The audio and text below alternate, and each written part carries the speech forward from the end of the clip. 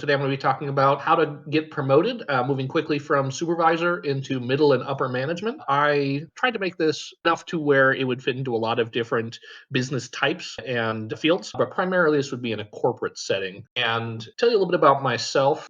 Discord, I go by and my Halberd. That is a reference to Lord of the Rings and my character in D&D, and also enjoy track media. But for my real job, I'm a senior HR business partner. I'm in a large retailer, and my focuses of my work are on business strategy and leadership development. And so, if anybody has questions about that, we can talk about it at the end. But a decent amount of what I do is upskilling to managers about how to improve their career, how to be better leaders, and how to meet the needs of the business. And when I was looking at this as a potential topic, I thought about what aspect of my job might be interesting to share.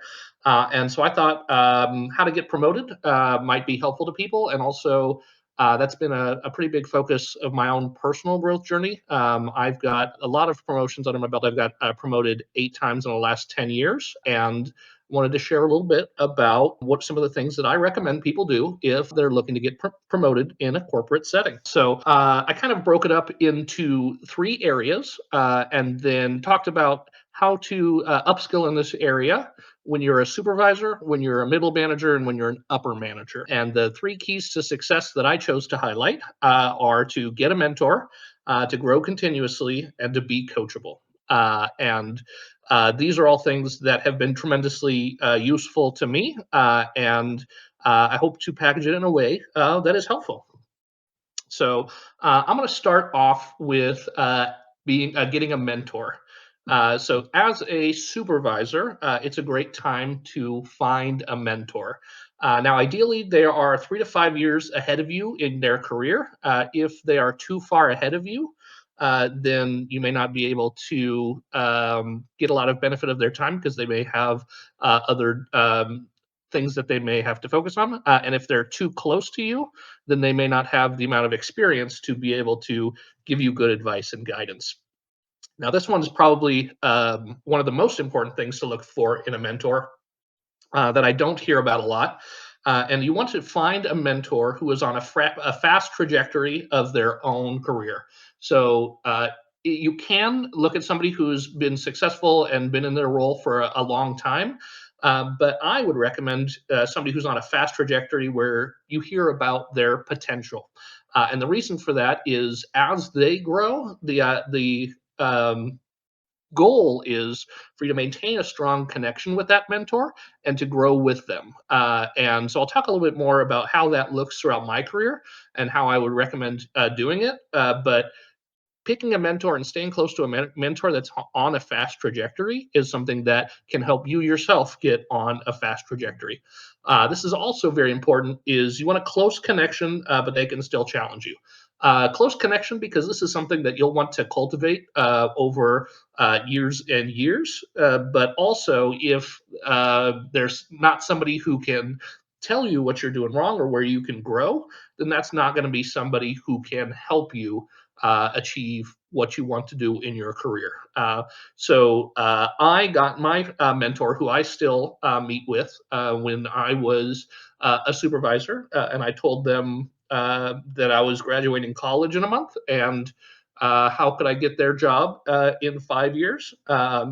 She actually asked me to be her assistant, and I got her job in 2 years, and getting connected with a mentor can really be a strong start off to your career.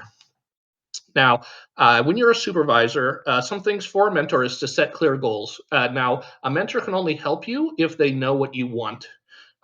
So work with them to see what your career trajectory, what you want your career trajectory to look like, get their perspective on whether that is reasonable, and learn the steps on what it takes to get you from where you are to where you need to be. So, is there in your business or business line, is there a certain amount of months or years that you need to be enrolled? Is there certain qualifications, certain education? Knowing those ahead of time earlier in your career can help you build towards those tracks and not run into those as a roadblock as you get on. Uh, Now, this one's also important, is focused on building skills. I know a lot of people who are very successful in their lower level jobs who very have a very specific skill set that they do day over day and are very good at, but they don't grow in their skill set, and so they never progress in their career. So having the most knowledge about the specific business that you have is important, but it's not as important as building the communication skills, as building the networking skills, as building some of the uh, communication is a lot of it, because there are some people who have really strong functional skills, but if they don't have the managerial talents, then that's something you're going to have to build if you want to step into managerial roles.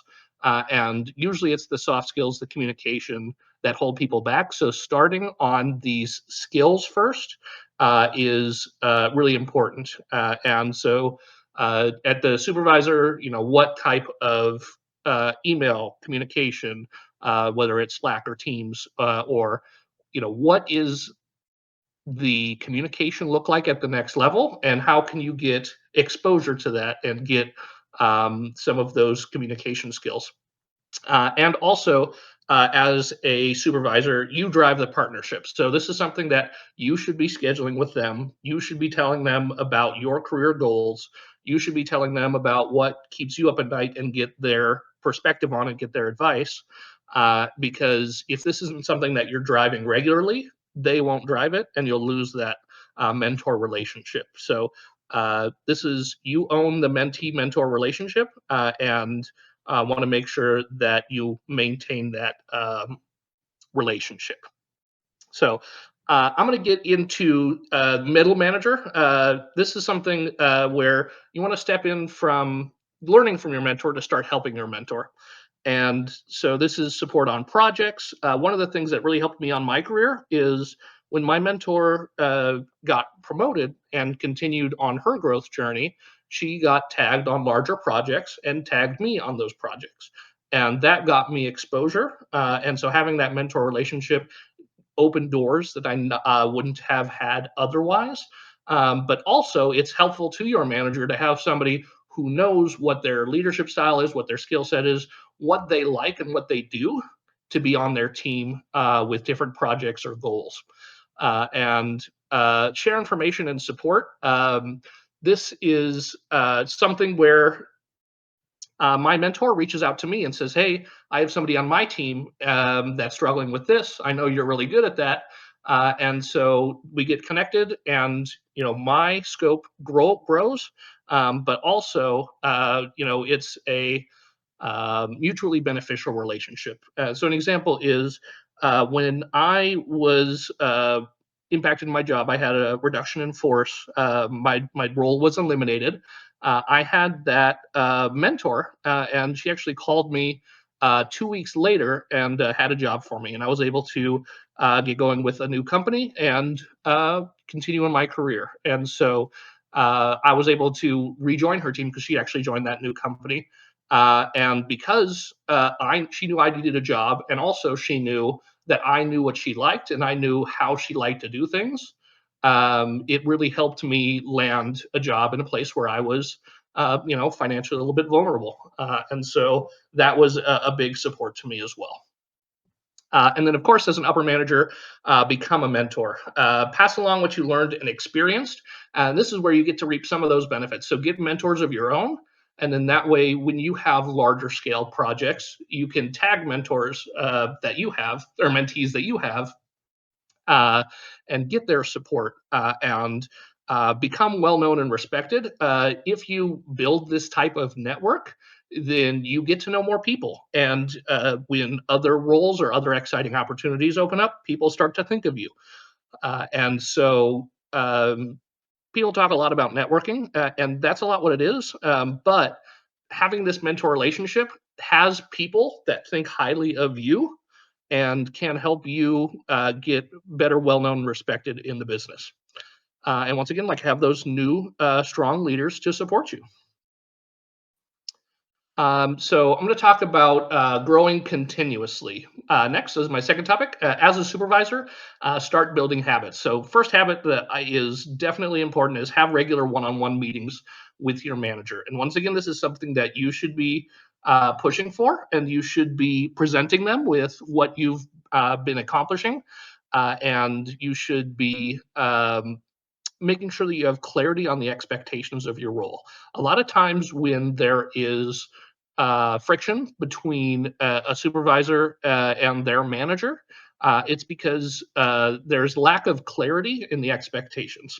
And so, really being sure that you know what's expected of you and making sure that they know your contributions and your current status makes it so there are less surprises. And that really, and I'll talk about this more in a little bit, what you really don't want is they only hear from you when there's a problem. So, having those regular one on one meetings, showing your progress, focusing on your goals and how you're progressing toward those goals can really help craft a positive narrative in your manager's mind.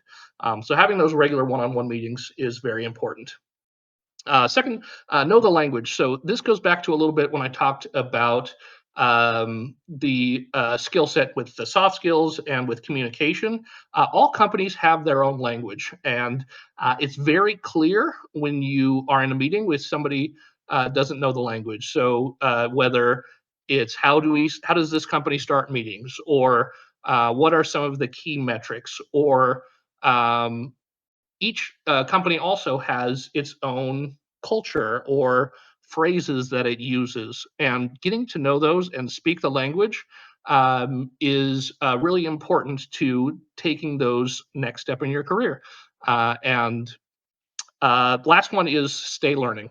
This is something that I think I see a lot of supervisors get stuck on, is because they get very, very good at what they do, but they don't change what they do over the course of multiple years. And if you're not taking on new skills or you're not taking on new responsibilities, you're not growing towards that next promotion. So if you are not progressing, but if you're continuously doing the same thing over and over, look for opportunities to step into a different scope or to get onto a different process or program. Excuse me. And or If there are requirements to future jobs that you want, such as degrees or certificates or things like that, make sure that you're continuously building towards those goals, because I think when it comes to not getting promoted, a lot of the barriers is people just get in a routine and they do the same thing day over day and they stop growing. And so stay learning is really critical. So, as a middle manager, start your promotion for week one. This is something that I think is one of the most important parts of this. And Actually, ask questions early is something you often hear, because if you don't ask these questions early, when it comes to when it's really important, uh, you ask those questions or people like this is something that you should know already. And so early on in your promotion is when you should be asking a lot of questions. This one is track your accomplishment is something that has helped me tremendously. So what I do is every month I look through and I type up on my computer all of the things that I did that month and all of the things that I am tasked with this month. And I bring that also back to my phone. So in case I'm ever impacted in my role, I have a lot of information that I can study for future interviews. But also, I track my accomplishments for every month from the first month I'm in my new role, so I can start building stories for interviews or building getting information in front of my manager about my accomplishments. And so, what's really important is when you start building this habit of tracking your accomplishments from the beginning, you can find out what metrics you own, what projects you own, and what's the beginning state when you took on that project or that metric. And you can track month over month on what that metric or goal or ownership is. And so you can tell a very clear story in your next interview or the next time that you're up for a promotion conversation. Here's where it started, here's what I did, and here's what I get to it now. And really, the measurable piece of that is very very important. And the last thing is to get exposure. And so, is there a big call where you may be able to speak to something going on in the business? Is there somebody visiting your area who normally doesn't visit? This is something that your mentor should be able to help you with. But really having being prepared to step into spaces where your name gets out there and being able to present you and your work in a positive manner is something that I have done throughout my career, and something that can help. Because a lot of times when you are speaking in front of big leaders, those are the leaders down the line that are going to be looking at the hiring for a new promotion or approvals on promotionary timelines or whatever, however your company does it. So having your name be well respected and out there in front of people is very important. So, as an upper manager, build an empire. So, one of the things that I've done recently with my company is drive the tenets and the goals and the vision of 2024. And so, when you become an upper manager, it's less about doing things and more about building structures. So, when I talk about building structures, that is understanding what does your team not have and what can you build for them. So an example is when I joined my most recent team, there was a lot of discord among the team. There was people that were not talking, not getting along. And so one of the structures I built were 3 daily syncs where we have meetings 3 times a day. And also there was information I found myself needing quite a bit. And so I built in um, you know daily reporting structures where I get the information that I need. So finding out, so building structures is not about solving individual problems once, but it's about solving those problems every single time. So what structure can you build, and how can that sustain improvement? In something that you have a problem with or a pain point. And then last, measurability is key. And so the farther you get on your career, the more and more, in my experience, that they'll talk about numbers. And so really making sure that when you are building these structures and driving these visions, that you're driving them based on the key measurable aspects for your job title. And so if everybody on your team has the same vision, knows the same goal, that will help them help them have the tools to drive towards that success. And so all of these things are something that can be helpful along any step of your career, but as you get into the upper managers, this is more important. Uh, and the last part of my talk is to be coachable. And I save this for last because I think it's the most important. And I'll share with you a book that I took a lot of this from. But when it comes to being coachable, it's pull, don't push.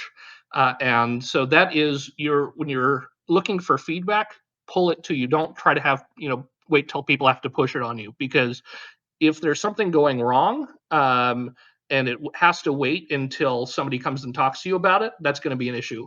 But if you catch it early and you say, hey, how are you feeling about this?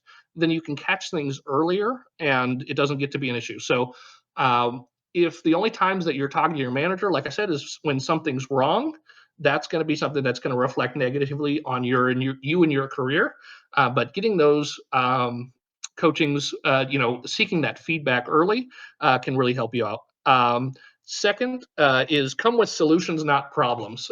This is something that I definitely recommend for supervisors.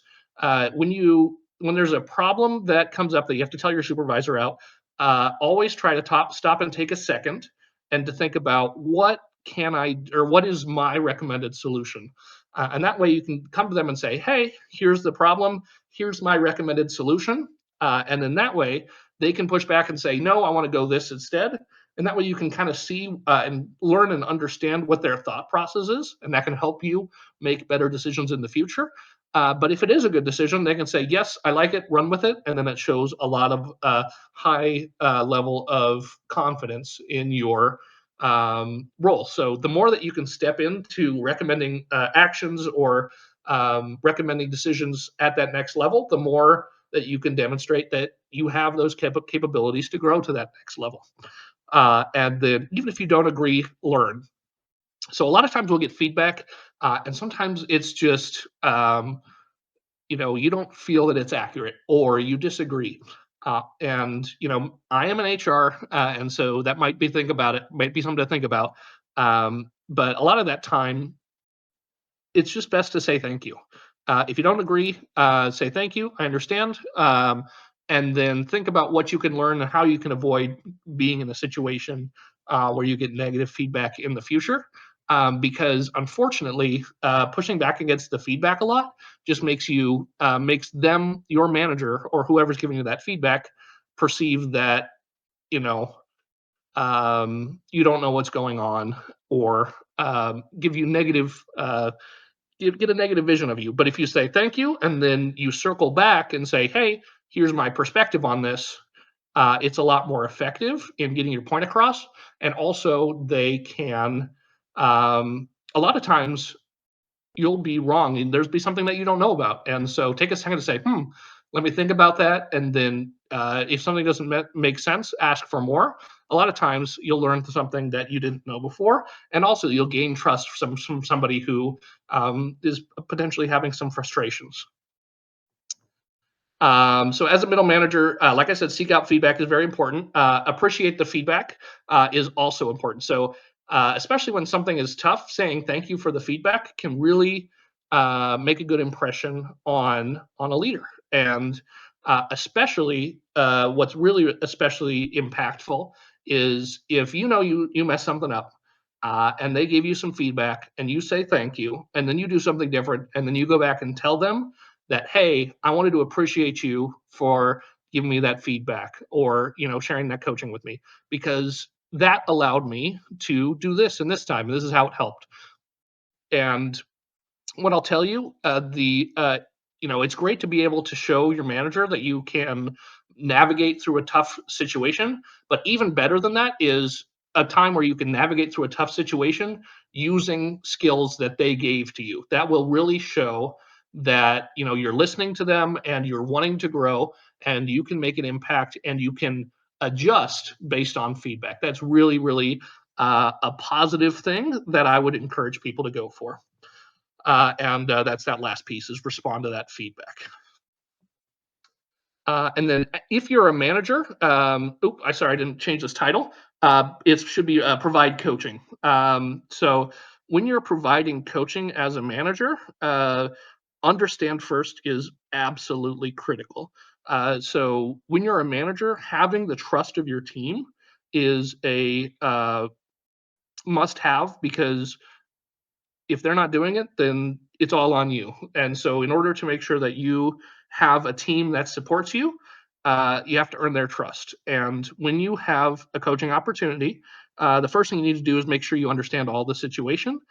Because if you make assumptions and you coach off that, you'll lose the trust of your team, and you'll be a less effective leader. And now, when it comes to coaching, also when you're delivering a coaching, you want to build the path. And so coaching is not just about telling somebody that they did something wrong. You want to have a better outcome next time. So, whenever you're providing a coaching to somebody, you want to build a path from where they are now to where they want to be to succeed. And so, not only they have to know that they're not doing something correctly, but they have to know what path they have to take in order to meet the expectations for that in that area moving forward. So when you leave a coaching conversation with a member of your team, they should leave the conversation, one, knowing that something was wrong, and two, feeling confident that they know how to be successful the next time. And then three, follow up is super, super important. And following up to thank them if they improve, and following up saying, here's what I still need, is super important. But making sure that you have that follow up can really make sure that you maintain the trust of the team and deliver effective um, feedback or coaching. So I wanted to share some of the books that I would recommend to people, and I was looking through as I prepared this conversation.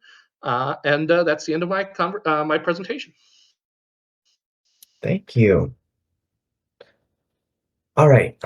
If you have any questions, feel free to raise your hand or type them out in chat, either about the presentation or about Halbert's job. Speaking of which, could you kind of give a 2 minute, overview of what you do for your job, kind of in your day to day right now?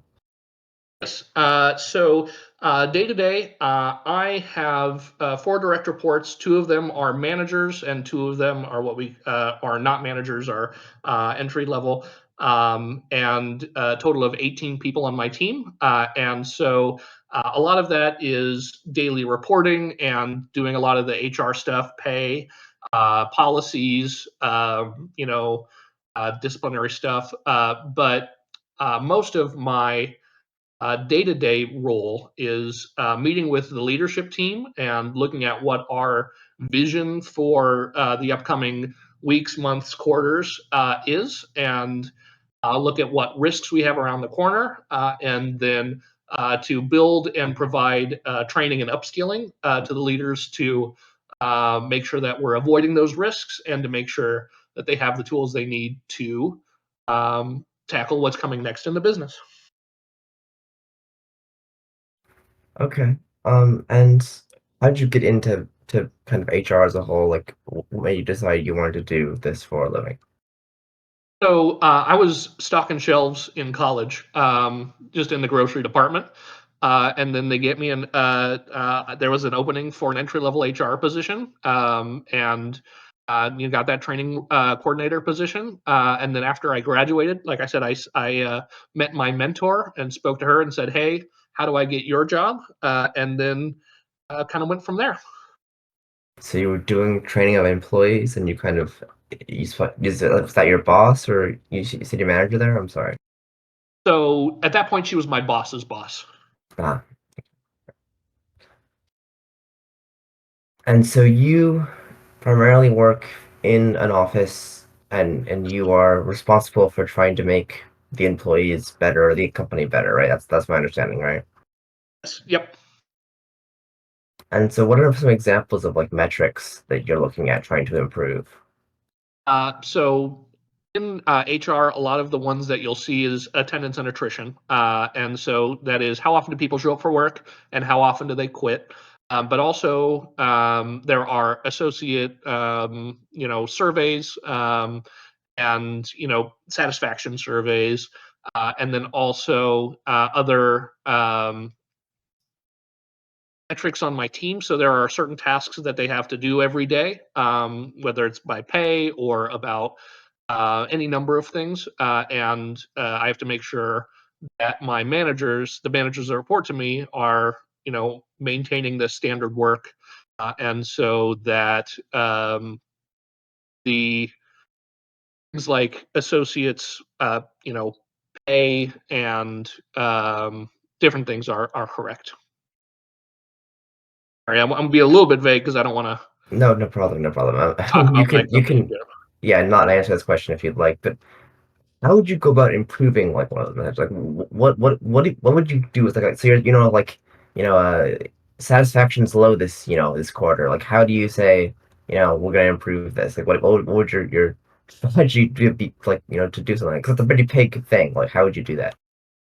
Yep, I'm gonna tell a little bit about that, but I can also kind of it in a way that I hope is helpful to other people. A lot of what I do is start with a pain point. So attrition's high or attendance low or some things like that, and then I get additional smaller metrics that can point me towards a root cause.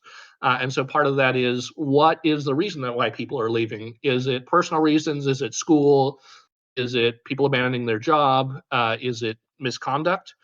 And then say, once you have some of those root causes, then it's easier to build the mechanisms. And so, if, for example, we have a high amount of salaried managers who are getting terminated for things like safety policy violations, then I'll partner with the rest of my senior team, and including the people around safety, are um, will advise us on safety and say, hey, can we build a training and make sure people know not to do this stuff?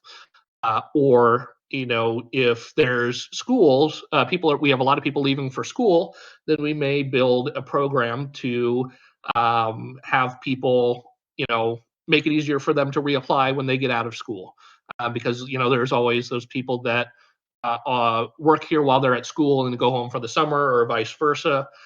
And so a lot of it's getting, hey, you have a big number that's going wrong, a big metrics that's going wrong.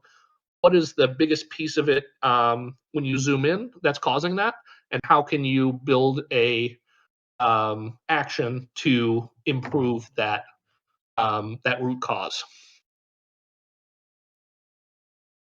So I don't really know anything about it. Like this is a whole new world for me. So like, are you you'd be part of a team, right? Like you'd be kind of like the companies notice that this is low, this score. How are we gonna fix it? Are you the one proposing we need to fix it, or are you like just someone telling you, hey, you got to get on this? So it's a little bit of both.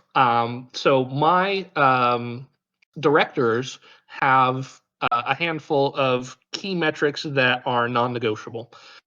And so if we fall below the expected outcome on any of those metrics, then they expect me to tell them what I'm doing about it. They expect me to build an action, and they expect me to tell them where it started and where it is after I completed that action. Now, a lot of what I do on the side is, think of some of those smaller metrics where I can see, hey, if this is, say, if the associate satisfaction survey is going down, a lot of times that means that people will quit more often, so we'll have more attrition. And then so if I see smaller metrics going the wrong way, I'll go out of my way and build stuff myself before it gets to one of those bigger metrics that actually gets me, in a big call where I have to talk to people. And so you work at a pretty large retailer, as what you said. And I hope that wasn't. Yeah, we did say that. How did are your strategies going out company wide, or are they going out to like a few specific stores? Like, are they, yeah, that's a question. I'm multi-site, and so a lot of what I do is pilot things that work well at my site and then roll them out to what we call the network.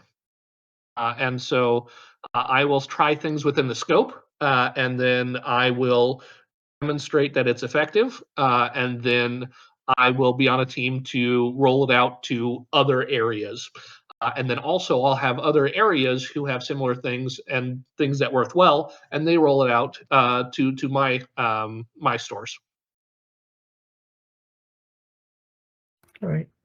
Um, are you ever like getting things from other stores? Like this isn't gonna work, but you have to do it anyways. Like, is that a thing that you see often, or is it usually like once it works from another store, it's gonna work at your store too? So in my early career, I ran into that a lot. I'm at the point in my career now where if I tell, like, if somebody says, "Hey, let's do this," and I say, "Hey, that's not going to work," they kind of trust me. Um, and so sometimes we'll run into, and I'll be like, "Hey, we have to implement this thing," and we'll just go with it. But a lot of the time, I'll be able to explain, "Hey, this is not what's right for my business unit," and we'll come up with a different plan. Okay. Um, and did you go to school for HR at all, or did you kind of pick this up as you go? I picked it up as I go. I was going to be a teacher, and so I got my degree in math. And so that's actually another good thing to talk about is, um, within your career, within your field, know what you're good at. So for me, I'm known as the math guy. Like, I do all the metrics, I can do all the fancy Excel stuff. And I'm not as good at the community involvement. So I have somebody that I work with who is much better at the community involvement or the legal or things like that. And so um, you want to make sure you're well rounded in the expectations for your role. But when you can get really specialized and really be the best at something, then that can really help you out. So for me, I'm in HR, but my math skills, my metric skills, my analytical skills one, that helped put me into the role I am, where I'm looking at some of these pain points and building actions. But two, it allowed me to stand out in my field, that specific skill set.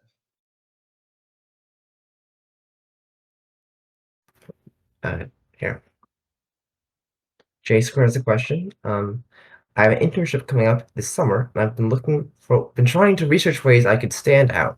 Would you say the same concept you talked about applying at an intern level, or is there more specific advice? Interns. So yeah, I've had a couple interns. What I would say for interns is be eager to learn, and so it's not as much about. Um, I'm just trying to think. Give me just a second. Interns often don't have a lot of the chances to innovate. A lot of times they're completing specific tasks.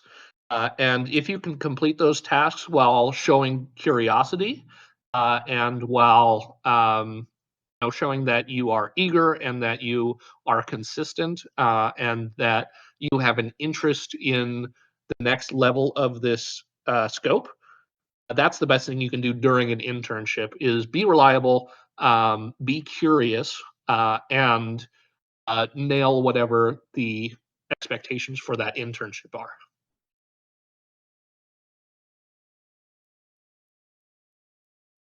Okay, okay. Um,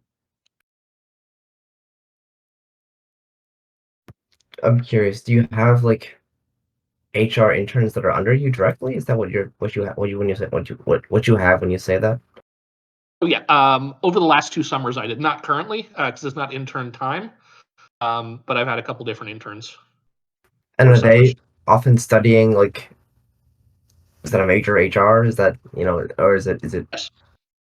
okay? Interesting. And then also there are interns in operations in all sorts of different aspects of the building as well. Okay, okay.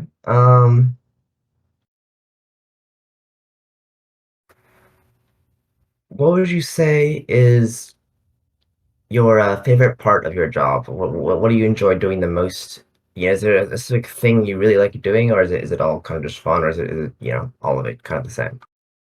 So I really like so I'm passionate in the mentor space. So I've got 5 mentors across 6 states right now, and then also just in the expectations of my current job, I do a lot of training. And so what I really like to see is people do things at a higher level than they could be before I started working with them. And for example, one of the people on my team just gave a very high level presentation to some of the big leaders in my business unit, and the skill with which she presented that was something that was not um, not have been possible for her when I met her a year ago, and so that's what I find really fulfilling. J Squared asks again, what's something about HR that a lot of people don't consider from outside the field? So, um, what's something from HR? So I would say I like a lot about HR. It balances my analytical side with my people side. I get to talk with people a lot. I get to solve problems, but you don't get the same level of work friendships that other roles can because if you have a lot of, if you get too friendly with people, it could start impacting your job. So I'll give you an example. I was roommates with somebody in college when I was in kind of a low level HR position, and they posted on Facebook a picture of them, doing a pretty significant safety violation as a joke. That puts me in an awkward position. And so now, since then, I was like, I don't know if I want to be roommates with somebody who I'm at work with. And so it makes the interpersonal things a little bit more, you have to be a little bit more removed. That makes sense. Ello asks, if you wanted to transition to a new field and you did related work, is it worth changing your official job title to a job title that matches, the job description to pass the HR ATS screening. For example, if you wanted to transition into data analytics and did some projects during your work, could you put data analyst in your job title and tell the truth once you get to the interview, or would you get caught in the background check? Or is it better to put your official job title but put in your resume bullet sort of points at the relevant work you did related to the job you're applying for? So yes, definitely the second one. So you want to have accurate information, but you definitely want to um, uh, change your resume and your interview skills to highlight the skill sets that you're looking to step into. And so, for an example, somebody on my team, one of yeah, somebody on my team was looking to finish up school and go into accounting. And so I helped them with a role in partnership with our finance manager. And so we helped him build out stories and helped him build his resume where, he was in his current HR position, but a lot of it was highlighting his partnership with the finance side of things and highlighting the skill sets that would be helpful in that new career path that he was looking for. So definitely have the right title, but definitely I also like doing in the top of my resume, I have a professional summary, and that's where you can really talk more about how your skill set matches with the job title that you're looking for. Focus for the Win asks, "Hello, Albert. Albert. Halbert, thank you for the lecture today. As a senior HR business partner at 31, I'd say you're younger than the average individual for this role. How do you deal with working with individuals who are older than you who might doubt your skill set and experience?" And I have this question too, so I'm interested. Hmm. I mean, part of it's just I know my shit. um, and so I think when I step into roles, a lot of times it's with people who are already generally aware of me, and it's with people who I have a pretty wide network, and so I'm just generally well known and well liked, and people know what my skill sets are, and so I don't really have to worry about that all that much. But earlier on in my career, that is something that I definitely ran into, and I'd say a lot of not just HR, but general business growth is about communicating in a way that lands your message in a way that also doesn't alienate people. And so, building that communication skill set to where you can land those messages, even if people are a different generation than you, is something that if you're struggling with your mentor and try get some advice on that specifically.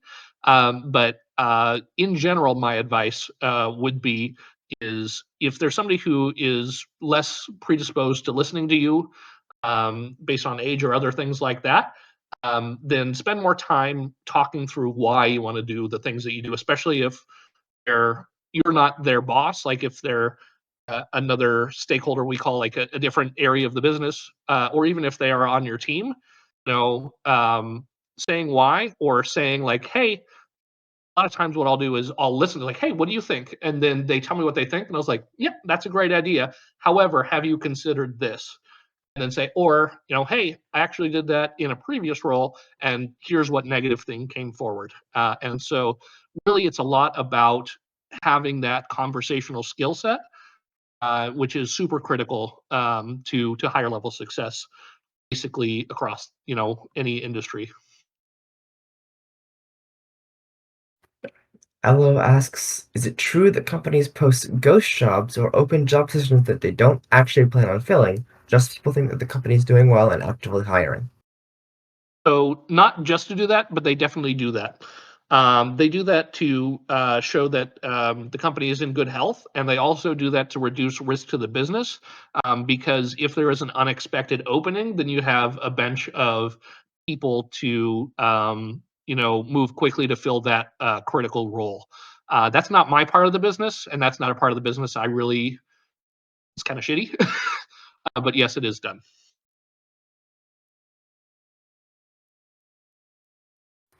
what do referrals actually do for people applying? From the perspective of HR 100%. or the hiring manager, I've heard that a large companies referrals get someone to actually look at your resume, but it doesn't guarantee an interview. Whereas at small companies, referrals can go a long way and make look you a lot more likely to get an interview or get the job. So I would say that is true, but I would say don't underestimate the impact of referrals. In all aspects. So even in large companies. So once again, my mentor is the one that reached out to me, and she was the hiring manager for my first role with my newer company. And she did not have control over who to select for the interview. That was done by recruiting. But she could recommend a candidate, and she recommended me, and I was successful in the interview, and so it worked out. But especially as you get higher up, referrals do gain a lot of weight. But unfortunately, when you're just starting out your career in larger businesses, if there's a lot of people that are competing with you for a small amount of roles, then referrals depends on the company. Some of them are really impactful, and some of them are less impactful. So I would say don't skip it. Definitely lean into it. It can only help, and in some aspects, it helps quite a lot.